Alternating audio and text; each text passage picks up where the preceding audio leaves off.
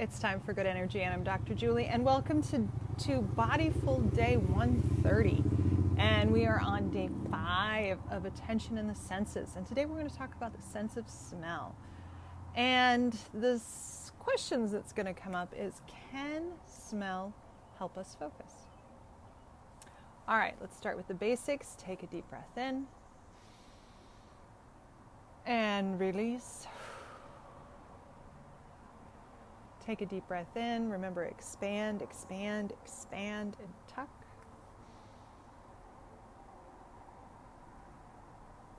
And release. And of course, think about anything that's been stressing you. Think about where that is located in your body. And take a deep breath in. And release. All right, so we are on day 5 of attention in the senses. And we're talking about how the sense of smell can give you energy to focus, but it can also be a stressor. So remember, energy to focus equals good energy and minus stressors. And we need to figure out how to get our energy to focus or stay attending. And the question is, can we use smell? And smell, of course, just like all the senses we've been talking about, can be both a good energy in, and it can also be a stressor. So today we're going to start with the good energy in, because that one's a little bit easier to start with, and because we've talked about the stressors a little bit already in a number of different episodes. So can smell focus us? Can we use smells around us to help us focus? And the answer is yes. Anything that you like to smell, if it is gardenias or geraniums or marigolds, whatever. Anything that you really enjoy smelling. Roses, tulips, anything that has a really good scent to it. You can bring that into your space while you are trying to stay focused. And as long as that is good energy in for you, it should be something that should calm your nervous system in order to help you focus.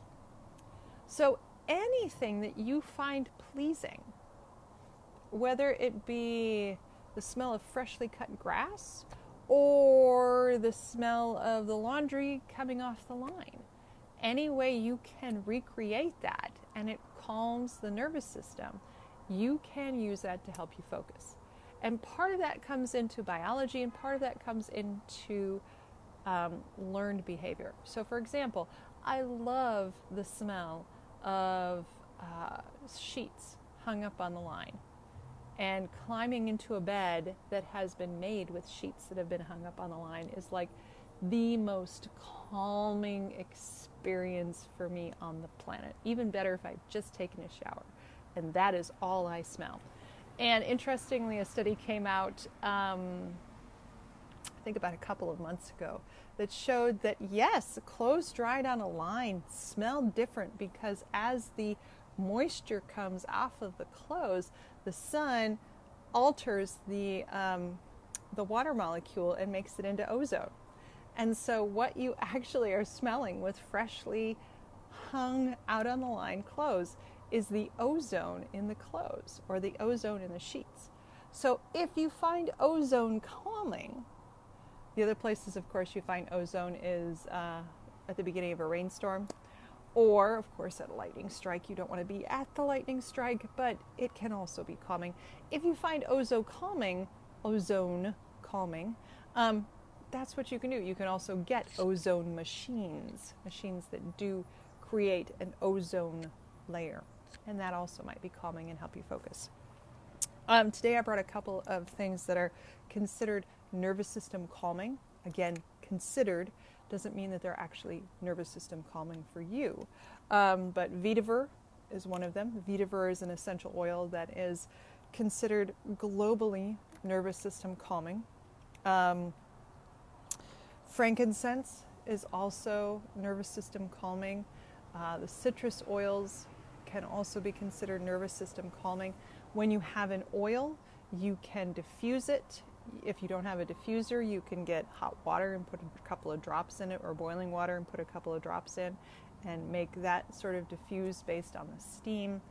And so if you have something where you need to focus, you can use an actual diffuser, or you can use the hot water with the oil to diffuse into your space and calm you down. Now, the other thing that you can do is another one that is good for calming. This one's already getting too warm, but this is a lemon balm leaf. Lemon balm smells lemony. It is also known as Melissa, and Melissa is very calming to the system as well. So I am currently growing Melissa in my garden, and I can make Melissa tea. You can do a tea with a number of those. I could make Melissa tea. I could go ahead and eat just this Melissa leaf. I'll eat part of it because it smells good. Doesn't taste as good as it smells, but because I picked it, I'm not going to let it go to waste. So you can grab things around you, and you can, that is calming to me. The smell of lemon balm is very calming. And so you can find other herbs and spices that are calming for you, and you can either put them in hot water so that they steam, or you can crush them up, or you can eat them.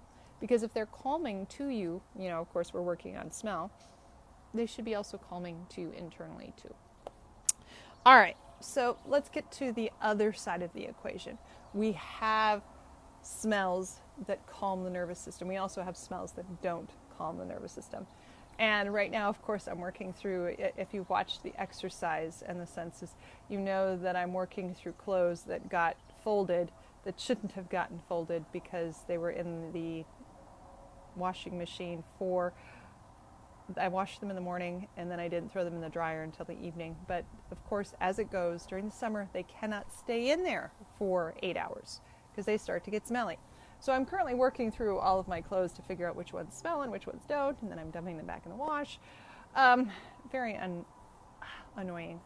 So one of the things that can be distracting is any smell that is a stressor, like the smell of sweet, mildewy clothes when they're dried, can distract you from what you're trying to get done. You might also consider food smells that are stressors. They will keep you distracted. The interesting thing, we can talk about garlic. Garlic for some people is the most wonderful scent on the planet. They could eat pesto just straight raw, or you could eat pesto raw and walk into their field and they would be like, "Oh, you had garlic, that smells so good." So garlic, again, depends upon who's liking it. If you love the smell of garlic and somebody comes in having eaten 3 cloves, you're kind of like a big deal.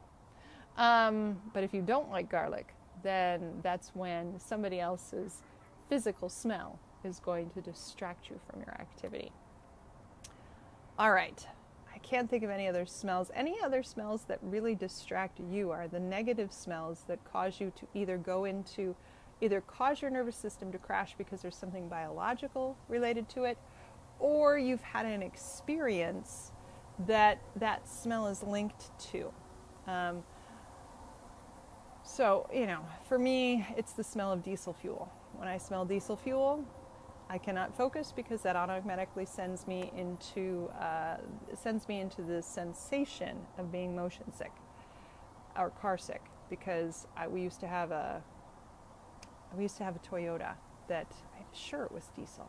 I could be wrong, but we used to have a Toyota, and I would get this link between diesel fuel and sitting in the back and not feeling good.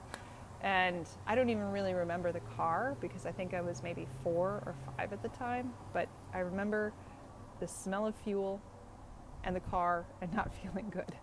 So whatever smell you have that makes your nervous system shut down because of either experience or biology is definitely going to distract you from your task. So look for ways to reduce your stressors, increase your good energy, and then you will have more energy to stay focused. All right. Let's take a deep breath in and release. I will see you tomorrow. Take care.